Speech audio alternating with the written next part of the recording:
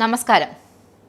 മനഃപൂർവ്വം വിവാദമുണ്ടാക്കി ചുളിവിൽ മുഖ്യമന്ത്രി സ്ഥാനം അടിച്ചെടുക്കാമെന്ന തരൂരിന്റെ മോഹം കയ്യിലിരിക്കട്ടെ എന്ന നിലപാടുമായി ഹൈക്കമാൻഡ്. അതായത് മുഖ്യമന്ത്രി സ്ഥാനാർത്ഥിയായി പ്രഖ്യാപിക്കണമെന്ന ശശി തരൂരിന്റെ മോഹം നടക്കില്ല എന്നുതന്നെ. സംസ്ഥാന നേതൃത്വത്തെ വിശ്വാസത്തിലെടുത്ത് തദ്ദേശ നിയമസഭാ തെരഞ്ഞെടുപ്പുകളെ നേരിടാനാണ് ഹൈക്കമാൻഡിന്റെ തീരുമാനം. ശശി തരൂരിന്റെ ലക്ഷ്യം താക്കോൽ സ്ഥാനമാണ്. നിയമസഭാ തെരഞ്ഞെടുപ്പിൽ മുൻനിരയിൽ നിൽക്കാനാണ് തരൂരിന്റെ ആഗ്രഹം. അതേസമയം തുടർച്ചയായി പാർട്ടിയെ വെട്ടിലാക്കി CPM-ന് അടിക്കാൻ വടി കൊടുക്കുന്ന തരൂരിനെ ഹൈക്കമാൻഡ് നിലയ്ക്ക് നിർത്തണമെന്ന ആവശ്യം കടുക്കുകയാണ്.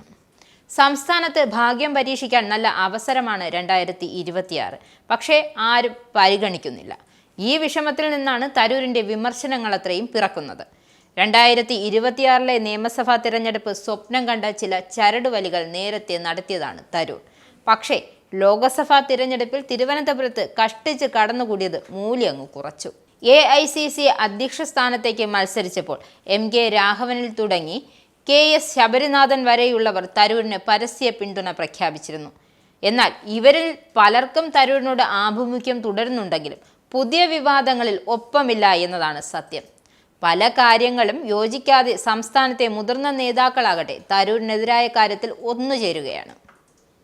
കേരളത്തിൽ തരൂരിനെ പരിഗണിക്കണമെന്ന് ഹൈക്കമാൻഡ് പറയുന്നുമില്ല. ഇതാണ് തരൂർ നേരിടുന്ന പ്രധാന വെല്ലുവിളി.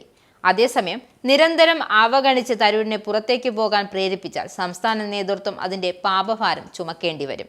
ചുരുക്കത്തിൽ എന്ത് ചെയ്യണമെന്നറിയാത്ത അന്തവും കുന്തവുമില്ലാതെ നിൽക്കുകയാണ് സംസ്ഥാന നേതൃത്വം. കോൺഗ്രസിൽ ആശയക്കുഴപ്പം കൂട്ടാൻ കിട്ടിയ അവസരം പാഴാക്കാതെ തരൂരിനെ വിപ്ലവകാരിയാക്കാനുള്ള തിരക്കിലാണ് CPM. അഭിമുഖത്തിന്റെ പശ്ചാത്തലവും ഉള്ളടക്കവും സംബന്ധിച്ച രാഹുൽ ഗാന്ധിയുമായി മല്ലികാർജ്ജുൻ ഖാർഗെയുമായി KC വേണുഗോപാൽ സംസാരിച്ചു. വിവാദത്തിൽ പ്രതികരിക്കേണ്ടതില്ല എന്നാണ് വക്താക്കളടക്കം ദേശീയ നേതാക്കളും നൽകിയിരിക്കുന്ന നിർദ്ദേശം. സംസ്ഥാനത്തെ ചില നേതാക്കളുമായി തരൂർ ആശയവിനിമയം നടത്തുന്നുണ്ട്. രാഹുൽ ഗാന്ധിയുമായുള്ള കൂടിക്കാഴ്ചയ്ക്ക് മുമ്പ് തയ്യാറാക്കിയ അഭിമുഖമാണ് ഇപ്പോൾ ചൂടുപിടിച്ചിരിക്കുന്നതെങ്കിലും അക്കാര്യത്തിൽ വ്യക്തത വരുത്താൻ തരൂർ ഇതുവരെയും തയ്യാറായിട്ടില്ല. ഈ കലഹം ഗുണം ചെയ്യില്ല എന്ന് അറിയാമെങ്കിലും നിലപാടിൽ ഒരു മാറ്റവുമില്ല എന്നാണ് തരൂരിന്റെ നിശബ്ദത വ്യക്തമാക്കുന്നത്. നിങ്ങൾക്കും ആനന്ദ മീഡിയയുടെ പ്രേക്ഷകരിൽ ഒരാളാകണ്ടേ? യൂറോപ്പിലും US-ലും ആഫ്രിക്കയിലും അടക്കം പ്രവാസികൾ ഉള്ളയിടങ്ങളിലൊക്കെ ജനപ്രിയ ചാനലുമായി ആനന്ദ് മീഡിയ ഒപ്പമുണ്ട്. ഏഷ്യാനെറ്റ് ഫ്ലവേഴ്സ് അടക്കം നിങ്ങളുടെ വിരൽത്തുമ്പിലെത്തും. ആദ്യം റോക്കു ബോക്സ് സ്വന്തമാക്കുക. അതിൽ നിന്നും ആനന്ദ് മീഡിയ ആപ്ലിക്കേഷൻ ഡൗൺലോഡ് ചെയ്യുക, ഇൻസ്റ്റാൾ ചെയ്യുക. എന്നിട്ട് 02085866511 എന്ന നമ്പറിൽ ഞങ്ങളുടെ കസ്റ്റമർ കെയറിൽ ബന്ധപ്പെടുക. അല്ലെങ്കിൽ +91 735 660 3747 എന്ന നമ്പറിൽ വാട്സപ്പ് ചെയ്യുക.